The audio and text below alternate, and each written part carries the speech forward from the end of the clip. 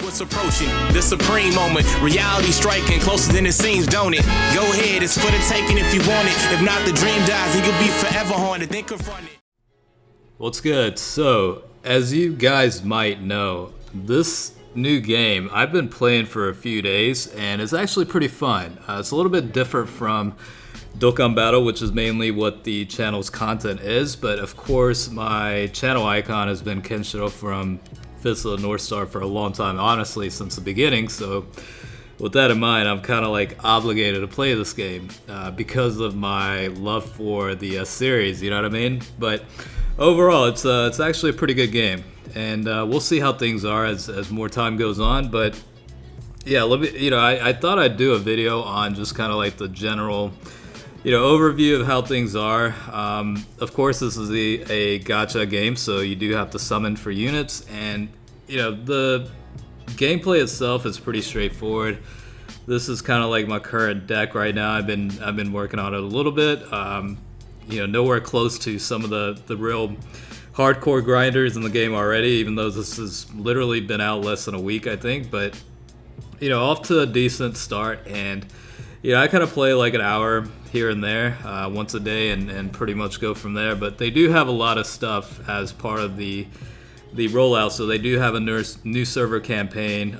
They do have like the 100 blow challenge, which is based on like getting certain tickets. You're able to get stones and stuff, or gem, I guess, is the currency in this game. But they have a lot of decent stuff. As far as right now, there aren't any UR type units. I think the highest is SR units currently available. So we'll certainly get some more introductions when the time comes. Like Kamo or Rao is one of the units, and Thouser is also one of the units too. But they have a lot of different stuff, and I'll actually do like a detailed coverage on the events and story events and all the different types of like events and challenges, how to actually go through playing the game, like general tutorial. I'll probably end up doing a detailed one in a little bit. But yeah, this is the summon section, so obviously there's another special limited edition one, but I'll probably summon on that at some point. But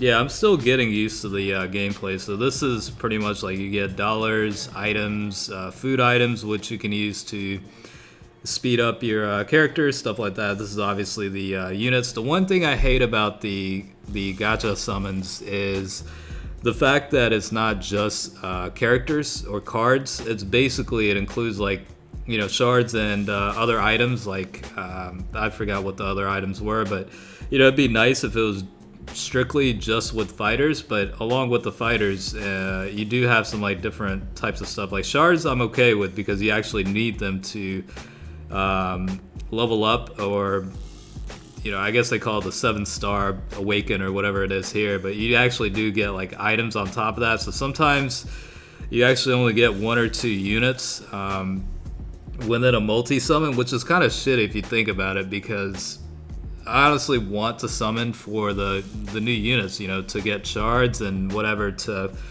get these guys to a higher level. Like this guy right here is a 4-star level, and of course when you get shards you can awaken them into higher status, and 7 stars is the max amount of stars you can get. You have like skill level ups and equipment, stuff like that. They also do have classes where you can level up classes based on the items required. So it's a lot of detailed stuff here, man. Honestly, it's fun, but it definitely does take a lot of work to try and get a better deck overall. So that's pretty much how things are here, and let's just go into a quest, I guess, and just kind of mess around a little bit, and we'll pick one of the later parts, I guess. Yeah, we'll go ahead and do the Jagi stage. And they do have clash events where you can go to get like shards and stuff like that, like equipment items and stuff of that nature. So it's a little bit different, but we'll go ahead and test things out. I'll show you how the general gameplay is. So you do have to press at a certain time in order to get the best combo, I guess, in a way. But you can actually change the pattern if you don't like it. I just kept it at the 7 stars just because it's the most familiar to me, and honestly, it's fits of the North Star, so of course I'm just gonna keep it the way it is. But if you go to pause, you can actually change the pattern. So I'm not going to change it necessarily, but you do have the option to change that. Gameplay is pretty fluid, definitely pretty fun. Outside of that, I mean, there's not much else to say. You are able to change like the camera angle and stuff like that, which is pretty cool too. And you do have like requirements for the stage, and of course you do get items and rewards for clearing it. Stuff like that. It's pretty generalized. I know it's a brief like overview, but it's kind of like I don't know. I'm still getting the hang of this stuff too. Like I'm not like an expert by any means. I'm still learning as I go, and there's a lot of stuff that still needs to be revamped in terms of my general knowledge and stuff like that. So if any of you guys have been playing this too, and you guys know a lot more than me, definitely let me know. What are some of the tips to keep in mind, and stuff like that. Yeah, I should have definitely picked a longer battle, because there are certain events where you do have more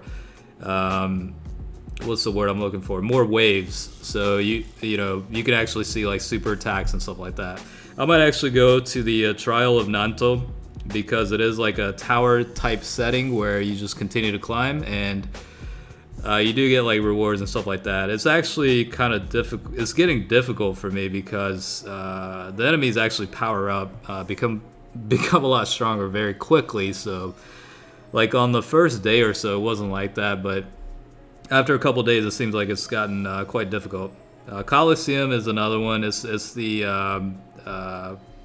PvP battles. Basically, you fight against different types of people and stuff like that. So, you know what? Let's just go ahead and pick that. One of the things I do want to keep in mind is there is an auto feature where you can do the auto battles and just kind of go in the passenger seat and watch it. The only thing I say about that is make sure to get all the mission requirements before doing that, because for whatever reason, the CPU is kind of bad about combos sometimes, so you do have to keep that in mind.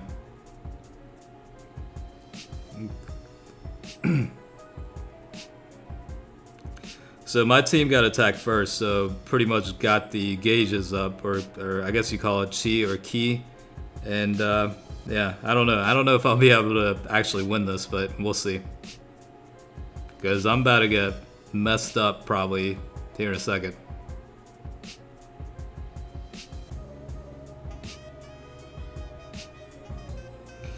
Because you basically do the super attacks first, and then you can do the normal attacks. So even if I survive this wave of super attacks, they're going to be attacking me with their normal attacks. So it's not looking too good right now. But honestly, I've been a big fan of Fits of the North Star since I was very young, and I'm playing this for fun. I definitely do plan on keeping this free to play. I pretty much spend enough as it is for Dokkan Battle, so yeah, I don't plan on putting a dime into this game. And I say that now, but we'll see what actually happens, I guess. Yeah, it's not looking good right now. I definitely do have to get the grind going a little bit further.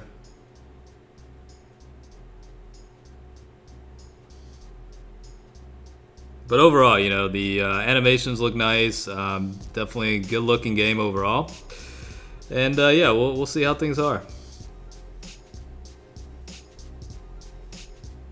I don't think I have enough health left. Yeah, and I get supered on, so yeah, pretty much done deal here, I think. I don't think the Colonel has that much HP left. Actually, he has a decent amount, but I don't know if he'll survive this wave of it. Yeah, I mean, the other guys have like a bunch of HP left, so Unfortunately, I lost that one, but it is what it is. It does, you know, basically it tells you guys that I still have a long ways to go. You know what I mean? And I don't grind to the level that some of these other people do. So it's definitely interesting to say the least. So we'll go ahead and go through, like, you know, you know what, I'm actually going to move this guy, and yeah, actually, you know what? Yeah, we'll do it like that. So the back line is basically where you want to place your attackers, and then the front line is more or less for people that can tank or have the ability to recover HP and stuff like that. Because the power units typically tend to take a little bit more in damage, so you kind of want to keep them in the back line just to keep them safe a little bit. Like I said, I'm still learning this stuff, so yeah, it's a lot of getting used to, honestly. So these are like the lower floors, so of course it's definitely easier than some of the higher floors will be. Again, this is maybe like floor number 5 or 6. I actually haven't played much today on this one, so the max amount is 50 floors. So once you get that, you're pretty much done. But it does reset every day, so that's pretty much how the format is for that. So again, I'm not really an expert by any means, so if any of you guys are actually watching and have played for a pretty decent amount of time and know a lot more than I do, definitely let me know. You know, it's a lot of information to compress, and I'll try and do like a more detailed tutorial at some point as well. But I'll try and include stuff like this along with Dokkan Battle. Obviously, Dokkan Battle is still going to be the main content of the channel, but I'll try and squeeze content for this whenever I can. Hopefully, you guys will enjoy watching something different as well. But I'll keep it brief, and we'll go ahead and stop it here. But hopefully you guys enjoyed the first glimpse of hopefully some more videos coming up for Fists of the North Star Legends Revive. Alright, as always, thanks for watching, and I'll catch you guys later. Peace out.